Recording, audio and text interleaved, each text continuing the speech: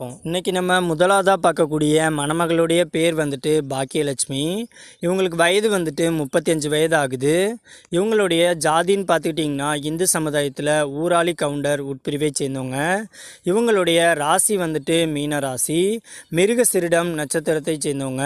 இவங்களுடைய கல்வி தகுதின்னு பார்த்துக்கிட்டிங்கன்னா எம்எஸ்சி மேக்ஸ் முடிச்சுட்டு ஓன் பிஸ்னஸ் வந்துட்டு சொந்த ஊர்லேயே பண்ணிகிட்டு இருக்கிறதாகவும் சொல்கிறாங்க.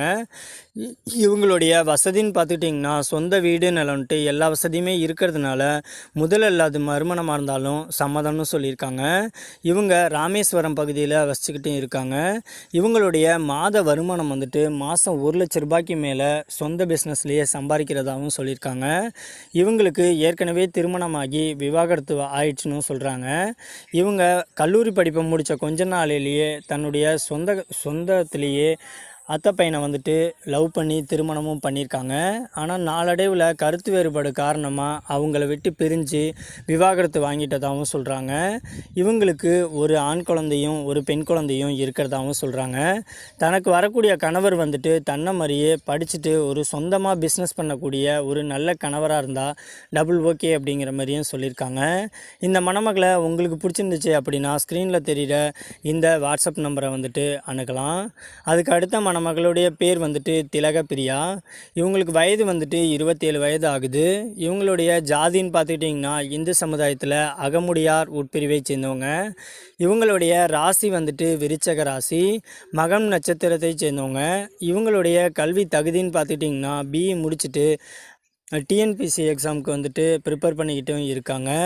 இவங்களுடைய வசதின்னு பார்த்துக்கிட்டிங்கன்னா சொந்த வீடு நிலம்ட்டு எல்லா வசதியுமே இருக்கிறதுனால முதல் அல்லது மறுமணமாக இருந்தாலும் ஓகேன்னு சொல்லியிருக்காங்க. வடகரை பகுதியில் வசிச்சுக்கிட்டும் இருக்காங்க. இந்த மணமகளுக்கு இதுதான் முதல் திருமணம்னு சொல்கிறாங்க. தனக்கு வரக்கூடிய கணவர் வந்துட்டு தன்னை மாதிரியே ஒரு அரசு உத்தியோகத்தில் இருக்கக்கூடிய கணவராக இருந்தால் டபுள் ஓகே அப்படிங்கிற மாதிரியும் சொல்லியிருக்காங்க. இவங்க வீட்டுக்கு ஒரே ஒரு பெண் வாரிசுன்னு சொல்கிறாங்க. நகை பணம் காரு பங்களான்ட்டு இவங்களுடைய வசதிக்கு குறைவே கிடையாது அப்படிங்கிற மாதிரியும் சொல்லியிருக்காங்க. இவங்க வந்துட்டு படிச்சுட்டு சும்மா இருக்கக்கூடாது அப்படிங்கிறதுக்காக கவர்மெண்ட் எக்ஸாமுக்காக ப்ரிப்பேர் பண்ணிக்கிட்டு வீட்டில் வந்துட்டு டியூஷன் வந்துட்டு சொந்தமாக எடுத்து சம்பாரிச்சுக்கிட்டு இருக்காங்க. இவங்களுக்கு மாத வருமானம்னு பார்த்துக்கிட்டிங்கன்னா மாதம் வந்துட்டு 25,000 ரூபாய்க்கு மேலே சம்பாரிச்சுக்கிட்டு இருக்காங்க.